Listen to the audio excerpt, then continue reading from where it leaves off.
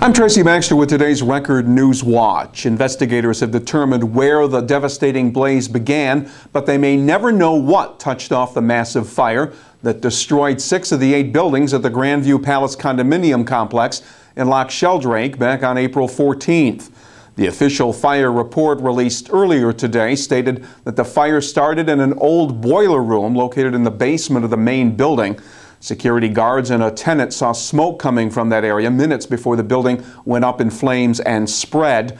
The point of origin of the fire is buried in rubble. And Sullivan County Public Safety Commissioner Dick Martinkovic says they'll never be able to pinpoint a specific cause. What needs to be done to solve the problems at the town of Wawayanda's Ridgebury Lake?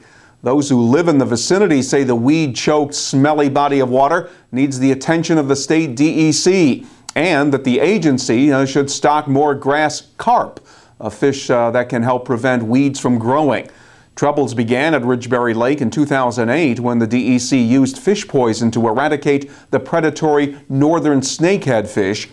But after other fish species were reintroduced, neighbors say the lake became choked with weeds and algae, and that plus the foul odors have hindered lake recreation. Reporter Nathan Brown will have the latest here at Record Online and in tomorrow's Times-Herald Record. Orange County legislator Roxanne Donnery has apparently succeeded in petitioning enough legislative support to call a special meeting where she and fellow Democrats will demand that additional information be released regarding the status of the Government Center building and the sale of the county's Valley View nursing home. Yesterday, a closed-door meeting was held with Valley View bidders. As a group of sale opponents gathered outside, they wanted access to the meeting, and they accused County Executive Ed Diana of overstepping his authority by warning that Valley View will be closed unless legislators okay a sale offer at their June 7th meeting. He has no authority. That authority to close any nursing home has to be in compliance with the New York State Department of Health, and they're not supposed to make any announcement until they receive a written authorization from the Department of Health to do such, and they have not done that. So they're basically skirting the law as far as we're concerned, procedure-wise.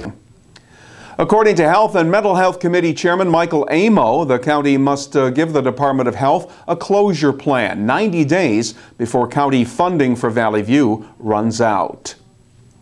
Town of Marlboro police have released the photo of a suspect wanted in connection with an armed robbery Tuesday on Milton Turnpike. Town police say 33-year-old David Rodriguez of Milton should be considered armed and dangerous. Police did not release details of the robbery, saying only that the pistol that was used has not been recovered.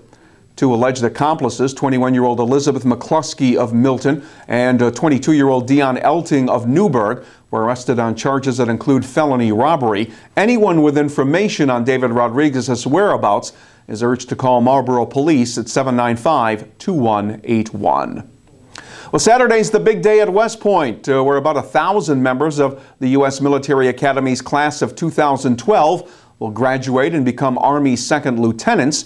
Joseph Amoroso of Marlboro is one of the 16 Academy graduates from our area. His family has ties to the West Point community. I guess growing up locally, my family really valued West Point, so they took us to a lot of games.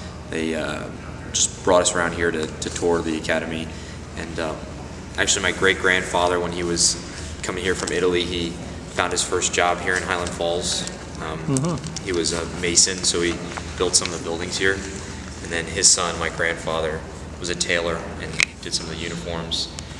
And then my father ended up, his first job was cutting grass here at West Point. So all those years, I think they always wanted someone to go to West Point, and me and my brother, who's a class of '05, we ended up actually doing it. So I guess that's the inspiration. I also wanted to serve my country, and I think that West Point's the best way to go about doing that. Vice President Joe Biden will be the keynote speaker at Saturday's West Point graduation for Amoroso and the rest of the class of 2012. And earlier this month, we told you the story of Nicholas McCarthy, the 25-year-old Saratoga County man who was arrested in New Paltz after riding his motorcycle at speeds approaching 170 miles an hour on the Thruway. His high-speed, 50-mile chase with police began in the Albany area and ended when police caught up with him after he'd stopped for gas in New Paltz. Last night, McCarthy pleaded guilty to a reckless driving charge. He will lose his driving privileges for a year.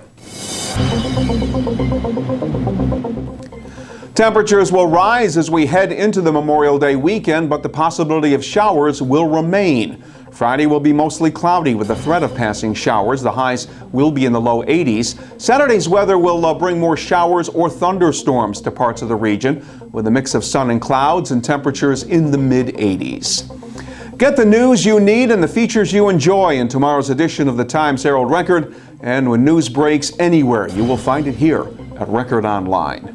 For Record Newswatch, I'm Tracy Baxter.